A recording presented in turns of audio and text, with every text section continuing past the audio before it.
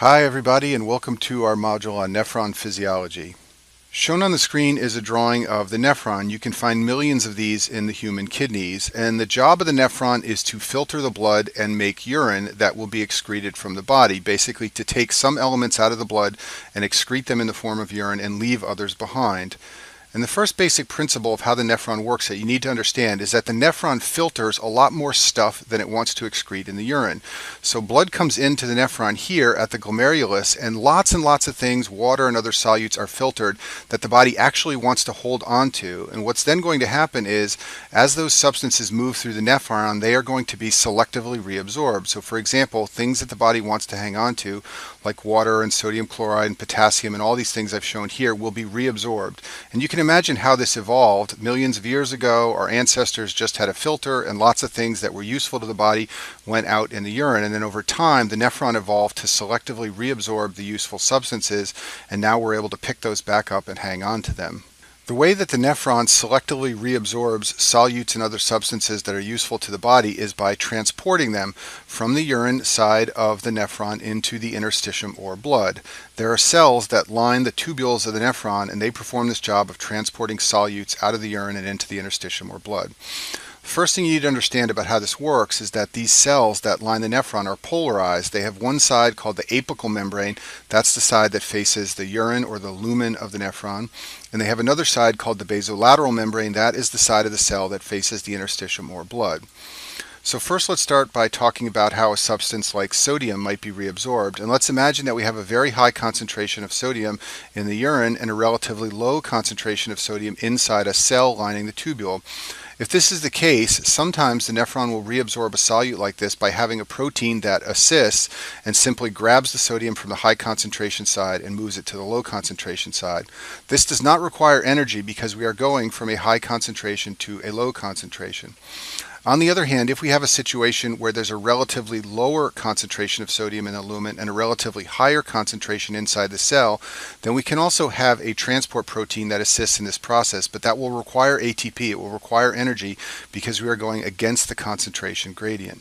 Sometimes the tubule cells in the nephron won't use any proteins at all. They'll just use simple channels. So if we have a high concentration of sodium in the urine and we have a low concentration in the interstitium of blood, then sometimes cells will just have channels or openings where sodium can diffuse in and diffuse out.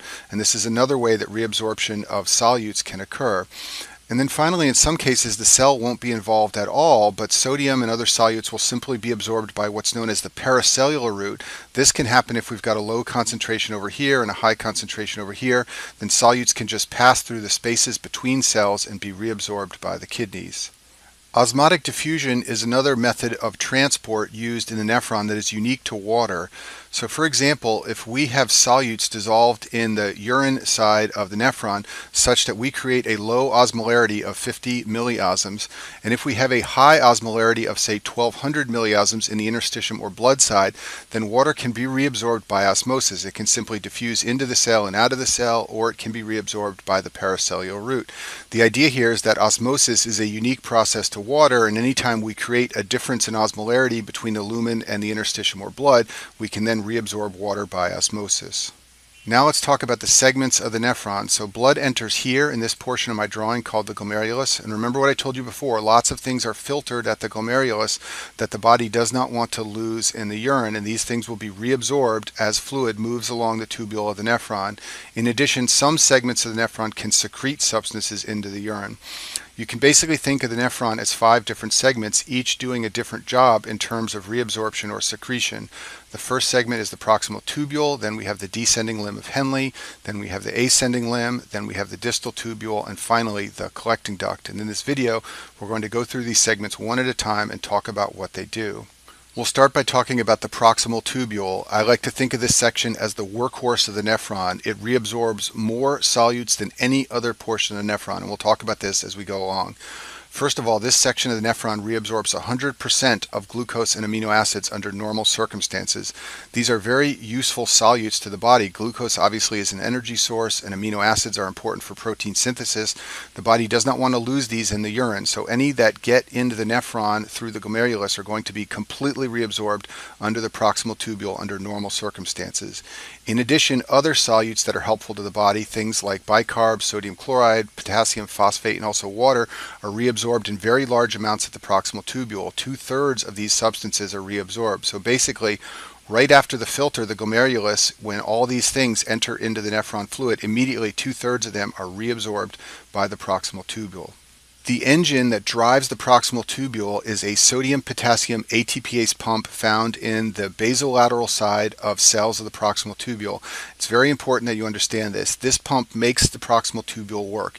It is always going, consuming ATP. The proximal tubule uses a lot of ATP, and this creates a low concentration of sodium inside cells in the proximal tubule. And what the cells are going to then do is use this low concentration of sodium as a driving force to reabsorb lots of other solutes and also water. As I told you before, proximal tubule cells reabsorb all of the filtered glucose under normal circumstances. Once there's a low concentration of sodium inside the cell, this is very easy to do. This creates a situation where we have a relatively high concentration of sodium in the lumen or the urine, and therefore sodium can diffuse down its concentration gradient linked to a pump which also reabsorbs glucose. And then there's another pump on the other side of the cells, and in this manner glucose is 100% reabsorbed from the urine to the interstitium or blood. All that potassium that is put inside the cells, creating a high concentration of potassium, can then leave the cells linked to chloride, and this pulls chloride out from inside the cell, and then chloride reabsorption can be linked to the excretion of anions. Anions are negatively charged substances. They have a tough time getting across the glomerular capillary membranes, and they often don't get filtered very well. So the proximal tubule cells need to secrete these substances to get them into the urine. So things like hydroxide, formate, oxalate, sulfate, these are all negatively charged molecules, and they are secreted by the proximal tubule cells linked to chloride, and the reason chloride can be reabsorbed is once again because that ATP pump is always working. And then once we get a high concentration of sodium over here from reabsorption, then we can use osmosis to reabsorb water via the paracellular route, and some of that water takes sodium chloride with it. So in this manner, we grab more water and sodium chloride from the lumen or the urine and bring it back into the interstitium or blood. Let me pause and make some important points about glucose. It's very high yield for you to understand this. As I told you before, this is completely reabsorbed by the proximal tubule under normal circumstances, and it's reabsorbed together with sodium by a co-transporter. If a patient develops a high glucose concentration in the serum, as occurs in diabetes, if the glucose level gets to about 160, then glucose will start to appear in the urine. At 350 milligrams per deciliter in the serum, all transporters are saturated, and at that point, any further increase in serum glucose leads to more glucose in the urine. If we were to plot the serum concentration of glucose on the x-axis, and if we were to plot the urinary excretion of glucose on the y-axis, what we would see is initially this would just be a flat line at 0. The reason it would be a flat line at 0 is because there's no urinary excretion of glucose until the serum glucose concentration rises to about 160. At that point, we would start to see a curve upwards as some of the proximal tubule cells become saturated and are unable to reabsorb any further glucose. Once we hit about 300 milligrams per deciliter, we would then see that this would become a straight line at a 45-degree angle. And the reason for this is because at this point, every reabsorbing transporter in the nephrons is saturated, and anytime the serum concentration goes up any further, it just increases the amount that's being excreted in the urine. And you may know that diabetes mellitus gets its name because the urine in this condition is sweet. Hundreds of years ago, people tasted it, and the reason it's sweet is because of the glucose. It is very, very high yield to know that in pregnancy, some glucose in the urine or glycosuria is normal. The reason for this is because the GFR goes up in pregnancy as the plasma volume goes up. In addition, there is evidence that there's some decrease in glucose reabsorption. And for this reason, if you want to screen mothers for diabetes occurring in pregnancy, you need to use serum glucose testing, because finding some glucose in the urine doesn't necessarily mean the pregnancy is abnormal. Let me also make a special note about amino acid reabsorption in the proximal tubule. Just like with glucose, all amino acids are reabsorbed in the proximal tubule under normal conditions. Just like with glucose, they are reabsorbed together with sodium via a cotransporter, as I've shown at the bottom of this slide. There's a clinical tie-in here with a rare disorder called Hartnup disease. Children born with this rare disorder have no tryptophan transporter in the proximal tubule. Tryptophan is an amino acid, so as a result, they lose tryptophan in the urine and they develop a tryptophan deficiency. Tryptophan is an amino acid used to synthesize the vitamin niacin, so children deficient in tryptophan from Hartnup disease will develop niacin deficiency, and niacin deficiency has a skin rash associated with it called pellagra. Pellagra consists of plaques on the skin and desquamation. So the way this will present in a board question is a baby who develops a skin rash in sun-exposed areas and then has amino acids in the urine. Remember, you should never see amino acids in the urine under normal circumstances. If you see this together with a skin rash in a baby, you should think of Hartnup disease. The problem is amino acid reabsorption in the proximal tubule of the kidneys. Now let's talk about the reabsorption of bicarbonate in the proximal tubule. There are some metabolic processes in the body that produce H+ or acid. There are other metabolic processes in the body that produce bicarbonate or HCO3 negative. However, on balance, normal metabolism produces acid every day, and we need bicarbonate around to buffer this. And as I talk about in some of the acid-base videos, our kidneys can actually synthesize bicarbonate, but before they go to all the trouble of making new bicarbonate, they want to make sure they reabsorb all the bicarbonate they can, and therefore reabsorption of bicarbonate in the proximal tubule is very important. The way this is done in the proximal tubule is through an antiporter of sodium and hydrogen ions. These hydrogen ions go out into the lumen or the urine where they combine with bicarbonate to form H2CO3. There is then an enzyme that is present in the kidneys called carbonic anhydrase, a very important enzyme which can convert H2CO3 into carbon dioxide and water, which can then enter cells in the proximal tubule. The same enzyme, carbonic anhydrase, inside of cells can then reform H2CO3, which can then break apart into another H+ and an HCO3 negative atom. The HCO3 can then be carried out into the interstitium in blood together with sodium, and the hydrogen ion is recycled to keep this whole process going in a loop. And the net result of this whole process is that HCO3 is reabsorbed into the interstitium of blood, and it takes with it sodium, so that sodium reabsorption is linked to bicarbonate reabsorption. In addition to bicarbonate being important for acid-base balance, there are a number of other clinical correlations of bicarbonate reabsorption that I talk about in other videos. In the diuretic video, I talk about carbonic anhydrase inhibitors. These are weak diuretics because they block sodium reabsorption. They also lead to bicarbonate loss in the urine. And in the renal tubular acidosis video, I talk about a type 2 RTA, which is an ion defect where patients have the inability to absorb bicarb in the proximal tubule, and this leads to a metabolic acidosis. Fanconi syndrome is relatively rare, but it is very high yield for you to understand this syndrome for your boards because the cause of Fanconi syndrome is a loss of all of the proximal tubule functions. Basically, in this syndrome, the proximal tubule doesn't work. As a result, you see impaired resorption of solutes. Remember, as we have discussed, the proximal tubule is critical to reabsorbing many solutes that the body wants to reclaim. This includes bicarbonate, glucose, amino acids, phosphates, even some small low molecular weight proteins which can be filtered at the glomerulus. They are reabsorbed by the proximal tubule, and all of these things are going to go out in the urine in Fanconi syndrome, and they like to test you on this to see if you understand what the proximal tubule is supposed to do. The presentation of Fanconi syndrome is very similar to diabetes. That's because there is glucose in the urine, which leads to diuresis.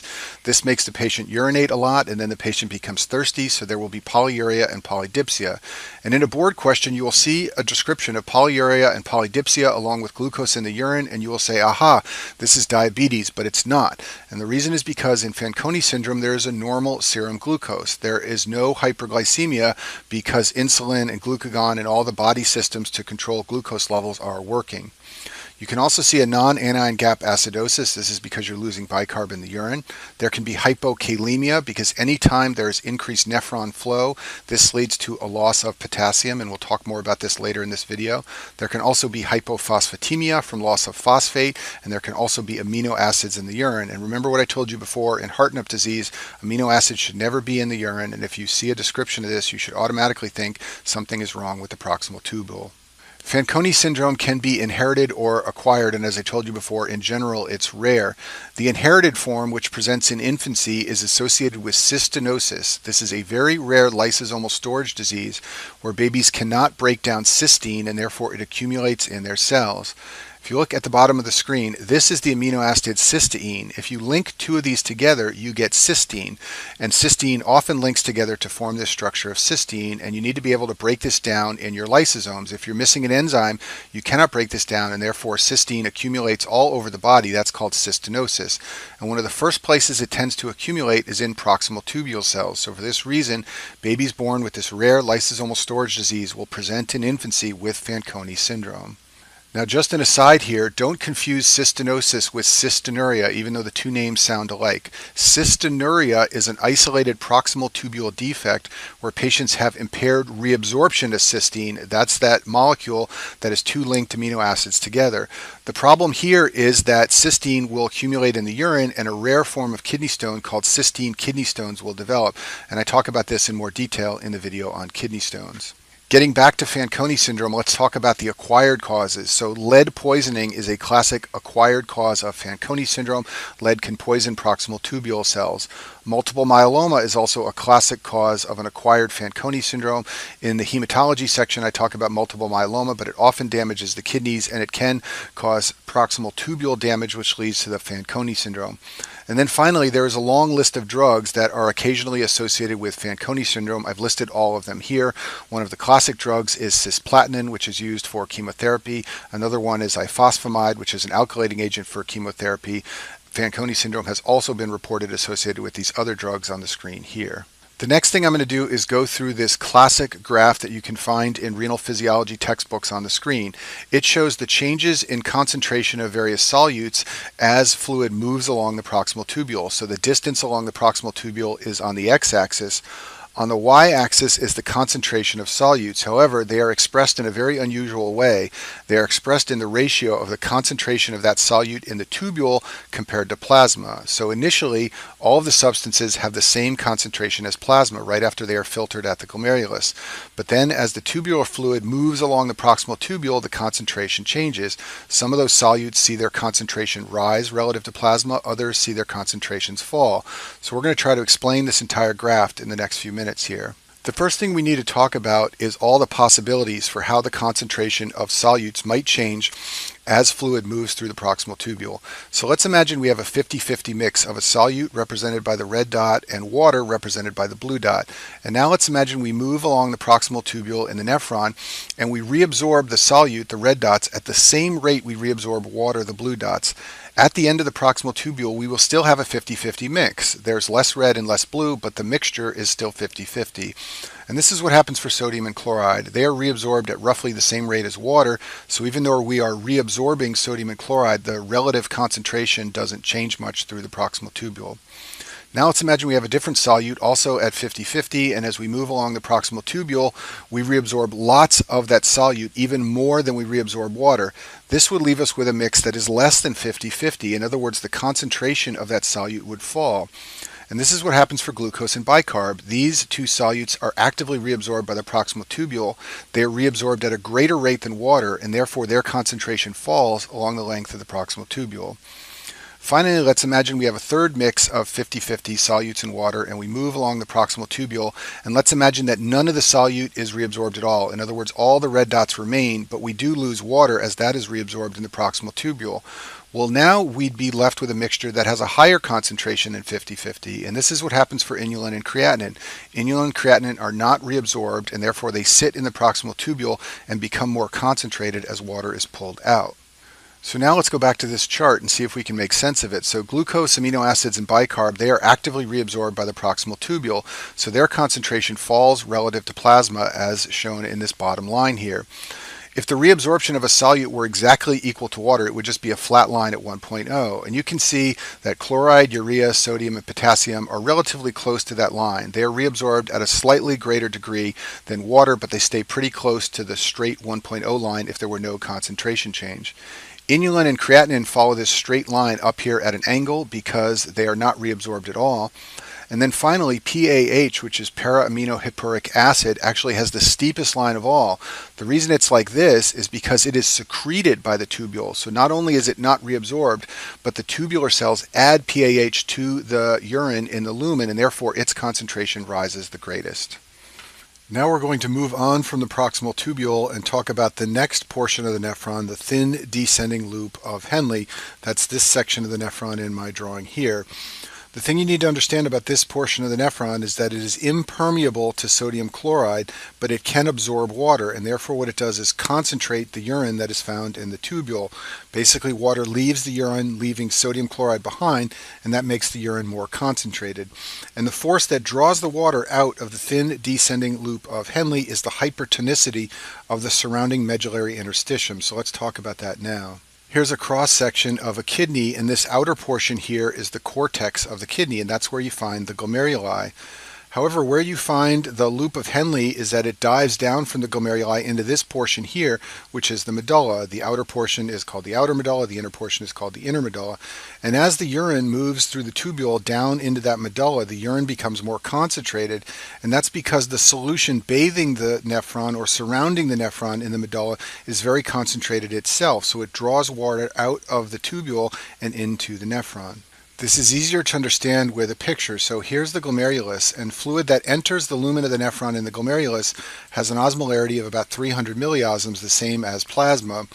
As fluid moves through the proximal tubule, its osmolarity really doesn't change very much. Even though solutes are being reabsorbed, water is being reabsorbed as well. So fluid that leaves the proximal tubule still has an osmolarity of about 300 milliosms. Then that fluid starts to move down into the thin descending limb, and as it does this, water is being pulled out. And the reason water is being pulled out is because the osmolarity in the outer medulla and the inner medulla is very high. The osmolarity goes up to about 600 in the outer medulla and as high as 1200 in the inner medulla.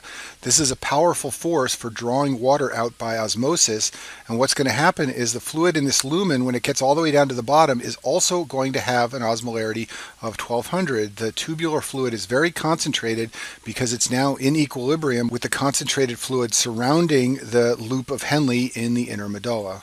It's very high yield for you to understand which solutes are responsible for maintaining that high osmolarity as high as 1200 in the medulla of the kidneys. The three solutes that are responsible for that osmolarity are sodium chloride and also urea. Urea has a very important role to play in the kidneys in terms of maintaining a high osmolarity in the medulla. Urea is generated in the liver by protein metabolism, and I talk about the urea cycle in the biochemistry section. It then travels from the liver to the kidneys, where it's reabsorbed by the collecting duct. The collecting duct has a very high permeability to urea, and I'll talk more about how this works later. And then that urea settles into the medulla in the interstitium, and that's essential for maintaining those osmotic gradients. So I'll go through this once again just to make this very clear. Fluid leaving the proximal tubule has an osmolarity of about 300. It's in equilibrium with the cortex of the kidneys. Then as fluid moves down into the loop of Henle, water is removed, drawn out by those high osmolar gradients made by sodium chloride and urea, so that the tubular fluid reaches an osmolarity of 600 when it's in the outer medulla, and then when it gets down to the inner medulla, that fluid is very concentrated as high as 1200. Once urine reaches the bottom of the loop of Henle and has become very concentrated, it then begins to move up the ascending limb of the loop of Henle. And I told you before that the descending limb is permeable to water and impermeable to sodium chloride. The ascending limb is the opposite. It is impermeable to water, however, it is permeable to sodium chloride. What this means is, as the urine moves up this ascending limb, sodium chloride is going to be removed. This is going to pull solutes out of the tubular fluid and dilute it all the way down to a very low osmolarity of 120 milliosms at the top of the ascending limb of the loop of Henle. You'll also notice in this drawing that the ascending limb has two portions, a thin portion and a thick portion. The thick portion is the most important portion. That's where sodium chloride is actively resorbed to take that tubular fluid all the way down to a very dilute and low osmolarity of 120. Sodium and chloride are reabsorbed in the thick ascending limb of the loop of Henle by a very important pump that reabsorbs sodium, potassium, and 2 chloride ions. This is the same pump that is inhibited by loop diuretics, which I talk about in the diuretic module. The reabsorption of sodium is an energy-dependent process. There is a sodium-potassium ATPase pump found in the thick ascending limb. It reabsorbs sodium and creates a low concentration of sodium inside the cell that can be used to drive the activity of this pump right here. Now, some of this potassium that's reabsorbed by this pump will leak back out into the tubular fluid. This creates a positive charge in the urine in the lumen of the nephron at this portion of the loop of Henle. That positive charge is very important because it is used to drive the reabsorption of other positively charged ions like magnesium and calcium. They are reabsorbed via the paracellular route, and they are driven out by the positive charge in the lumen of the nephron. Moving on, now we'll talk about the distal tubule of the nephron. That's this section shown in my drawing down here. It's the section of the nephron that comes right before the collecting duct, which is the last portion of the nephron. This part of the nephron resorbs sodium and chloride. Once again, there is an ATP pump that reabsorbs sodium in exchange for potassium. This creates a low concentration of sodium inside the cell, and that low concentration of sodium is used to reabsorb sodium and chloride. The chloride can then diffuse out a pump on the other side of the cell. The distal tubule is also very important for calcium reabsorption. Calcium can enter distal tubule cells via a channel and then be reabsorbed in exchange for sodium. And this is important because, as I'll talk about in other videos, parathyroid hormone acts on the distal tubule to drive more calcium reabsorption through these channels and transporters. Finally, we get to the collecting duct, the last portion of the nephron. There are two cell types found in the collecting duct. The first cell type is called a principal cell, and the second cell type is called an intercalated cell. The principal cells have an ATP pump that generates a low concentration of sodium inside the cell. In this manner, sodium can be reabsorbed by the principal cells via a channel. This channel is called an ENaC channel. ENaC stands for epithelial sodium channel, and we'll talk about later how this is an important channel because its activity is regulated by aldosterone. In addition, potassium enters the cell via the sodium pump and then can exit into the lumen via a potassium channel. And so in this manner, the collecting duct is important for the secretion of potassium in the setting of high potassium states in the body. And then finally, the principal cells are also important for the reabsorption of water. And I'll talk more about that in a minute because this reabsorption of water is modulated by antidiuretic hormone. The main role of the intercalated cells is to secrete acid. They secrete hydrogen ions into the urine via an ATP pump. So here I've summarized some key points about the collecting duct in terms of its functions. It reabsorbs sodium and water, and it secretes potassium and hydrogen. And the one thing you need to understand is that anytime there's increased sodium delivery to the collecting duct, there will be more potassium excretion. That's because potassium goes out in the collecting duct in exchange for sodium coming in. And more sodium gets reabsorbed when you send more sodium to the collecting duct. So for this reason, hypokalemia often occurs in patients on diuretics like loop diuretics and thiazide diuretics. That's because these drugs send more sodium to the collecting duct, which then gets exchanged for potassium. I'll go back to this slide to make this point clear. So if you send more sodium to the collecting duct, more sodium will enter through this channel and go out through this pump. Then more potassium will come in and go out through this channel, so the two are interrelated. More sodium going in this direction always turns into more potassium going out in that direction, and that's why any drug that promotes diuresis and sends more sodium to the collecting duct can potentially cause hypokalemia. A special feature of the collecting duct is that its activity is heavily influenced by two hormones, aldosterone and antidiuretic hormone. Both of these hormones act on the kidneys and they regulate the function of the collecting duct. Aldosterone is a steroid hormone. It has a structure that is derived from cholesterol, just like all steroid hormones, and this allows it to pass through the lipid bilayer of cells and have effects inside of cells, including on gene expression. It's called a mineralocorticoid because it has effects on minerals like sodium and potassium, and this is in contrast to cortisol, which is a glucocorticoid and has effects on blood sugar. Both cortisol and aldosterone are released from the adrenal cortex, and I talk about this in more detail in the videos on the adrenal gland in the endocrine section. Aldosterone's effects on the collecting duct are summarized on this slide. It can increase the number of sodium-potassium ATPase proteins. It can increase the number of ENaC sodium channels in principal cells. It can also promote potassium secretion by principal cells and hydrogen ion secretion by intercalated cells. Here's a slide showing the effects of aldosterone on the principal cells. The number of sodium-potassium ATPases can be increased by aldosterone. Remember, it's a steroid, so it can travel inside the cell and induce gene expression, so it can increase the expression of genes that code for proteins like the sodium-potassium ATPase. It can also increase the number and activity of the ENaC sodium channels, and it can also increase the secretion of acid or hydrogen ions from intercalated cells. The overall effect of aldosterone on the collecting duct is that it will increase sodium and water resorption. This will increase the effective circulating volume, and that's why aldosterone is part of the renin-angiotensin-aldosterone system. The job of that entire system is to respond to low perfusion pressure in the body and increase the circulating volume. Aldosterone will also increase potassium excretion, and that's why it is a hormone responsible for the regulation of serum potassium levels, and it will also promote acid excretion. Its release is stimulated mainly by angiotensin II and by high potassium. So angiotensin II is how the renin-angiotensin-aldosterone system stimulates aldosterone release. And then a second trigger for its release is a high potassium level in the serum. If you consume a high potassium diet, your body will begin releasing more aldosterone to bring the potassium level back down to normal. Finally, ACTH, which acts on the adrenal gland to promote cortisol release, can promote some aldosterone release, although this is a minor effect. Now we're going to talk about antidiuretic hormone, or ADH, and in order to understand how this hormone works, you need to understand the different sections of the nephron and their permeability to water. So the proximal tubule and the descending limb of Henle are permeable to water. Lots of water is reabsorbed in these segments, as we discussed earlier in this video. The ascending limb and the thick ascending limb and the distal tubule are impermeable to water. No water is reabsorbed in these portions of the nephron. And then the last section of the nephron is the collecting duct, shown here. The water permeability of this section is variable, and it all depends on antidiuretic hormone. Antidiuretic hormone is often called ADH. It is also sometimes called vasopressin because it can raise the blood pressure. It's a large peptide hormone. Note that it has a very different structure from the steroid hormone aldosterone. And what ADH does is it promotes free water retention and inhibits secretion of free water by the kidneys. There are two receptors for ADH in the body called V1 and V2. V1 is the receptor found peripherally that is responsible for ADH's vasoconstrictive effect that can raise blood pressure. The V2 receptors are found in the collecting duct, and they are responsible for the antidiuretic response of ADH, which we'll talk about in a minute. This hormone is released by the posterior pituitary gland, and there are two stimuli for release of ADH. You need to understand that ADH increases the amount of water in the body, so you want it to be released anytime the body needs more water.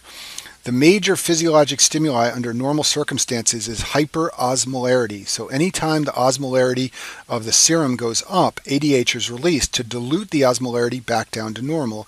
And on a normal day-to-day basis, this is the major stimuli for release of ADH. There is, however, a second stimuli that is important in many disease states, and that is volume loss. This is called the non-osmotic release of ADH because it does not depend on serum osmolarity. Basically, if your effective circulating volume gets low enough, that decrease in ECV will be detected by the pituitary gland, and it will release ADH no matter what the serum osmolarity is. This is a life-saving intervention. Basically, the body is detecting dangerously low circulating volume, and it's ignoring the serum osmolarity and just releasing ADH to try and conserve and hold on to water. The way that ADH stimulates water resorption is by acting on V2 receptors in the principal cells of the collecting ducts. These receptors are G protein linked with a cyclic AMP second messenger system, and once the V2 receptors are activated by ADH, an endosome is inserted into the cell membrane. I'll show you a picture of that in a second. The endosomes contain a water channel called aquaporin 2, and as a result of these channels being inserted into the principal cells, there's more permeability of those cells to water. So here's a picture of how this works. So ADH comes along and binds to a V2 receptor. That leads to the insertion of channels on the luminal side of principal cells called aquaporin 2 channels. Once more of these channels are in place, more water enters the cell, and then there are other aquaporin channels like 3 and 4 that are always active on the other side of the cell. So basically the amount of water being resorbed is controlled by the number of these aquaporin 2 channels, and the level and function of those aquaporin 2 channels is under the control of ADH. So the collecting duct can basically be completely permeable to water or completely impermeable to water. It all depends on the effects of ADH.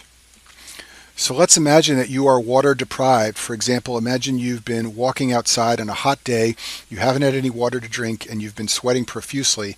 In this setting, your ADH level will get very high. That's because your plasma osmolarity is rising and it's being sensed by the pituitary gland and ADH is being released. This is going to make the collecting duct here permeable to water through insertion of aquaporin channels. As a result, as tubular fluid moves down, it will equilibrate with the surrounding interstitial osmolarity. So that fluid osmolarity will rise to 600 in the outer medulla and to 1200 in the inner medulla. As a result, you will excrete very concentrated urine with an osmolarity of 1200 milliosms, and that's appropriate. You don't want to secrete much free water. You want to secrete mostly just solutes and hang on to all the free water you can. And that's what happens in water deprivation when ADH levels are high. In contrast, if you consume a high water intake, for example, if you chug 8 glasses of water, your ADH level will get very low. This will make the collecting duct impermeable to water. Now, as that tubular fluid moves down the collecting duct, some sodium chloride resorption continues to occur, driven by those pumps we talked about before in the principal cells. As a result, you will make urine that has a very low osmolarity, like 60. In other words, you are excreting mostly free water and very little solutes, and this is what you want to do. There's excess free water in the body, so you want to excrete urine that is very dilute and has a very low osmolarity. Earlier in this video, I told you that urea is a very important osmol for maintaining those osmotic gradients in the kidney along with sodium and chloride. I also mentioned earlier that the collecting duct is permeable to urea, and that's how urea gets into the interstitium. In particular, the collecting duct in the medulla, the medullary collecting duct, is permeable to urea. You should also be aware that urea reabsorption is linked to ADH. ADH increases the amount of urea resorption by the collecting duct and allows urea to enter the medullary interstitium to maintain those osmotic gradients, and then the urea is recycled by going back into the descending limb via transporters. This is easier to understand with a picture. So the first portion of the collecting duct shown here is permeable to water, but not to urea. This draws water out in the setting of high ADH levels. As a result, when you get down to this bottom half of the collecting duct, there is a very high concentration of urea found in the tubular fluid. That urea will then be absorbed along with water, and that adds urea to the interstitium. Transporters in the thin descending loop of Henle will pick the urea back up, put it back into the fluid where it'll go back around and then be recycled. This is called urea recycling in the kidney. But the key point here to remember is that urea is reabsorbed in the collecting duct, that it is influenced by ADH, and that urea is a very important osmol for maintaining those high osmotic gradients that you need out here in the medullary interstitium so that water can be reabsorbed. So here's a summary of the major functions of the collecting duct. It reabsorbs sodium and water, and this depends on ADH for water reabsorption, and it's under the influence of aldosterone for sodium reabsorption. The collecting duct also secretes potassium and acid, and this depends on aldosterone, and the collecting duct is also important for urea resorption. I'll finish this video with a couple of summary slides showing you where water and important solutes are reabsorbed in terms of portions of the nephron. So 2/3 of sodium is reabsorbed by the proximal tubule. Remember that the proximal tubule is the workhorse of the nephron. It reabsorbs most of all the solutes that are important in the body. You then reabsorb about 1/4 of the sodium in the thick ascending limb through those transporters we talked about, and the rest is reabsorbed in other portions of the nephron. So remember, for all the discussion that goes into aldosterone and ADH and all the reabsorption of sodium in the collecting duct, that's only a tiny portion of your sodium. Most of it is reabsorbed earlier, especially in the proximal tubule. And just like sodium, most of the water that the kidney reabsorbs is reabsorbed in the proximal tubule, about 15% in the thin descending limb, and the remainder can be reabsorbed in the collecting duct, but this all depends on whether the body wants to hold on or excrete free water, depending on the level of ADH. And that concludes our video on nephron physiology.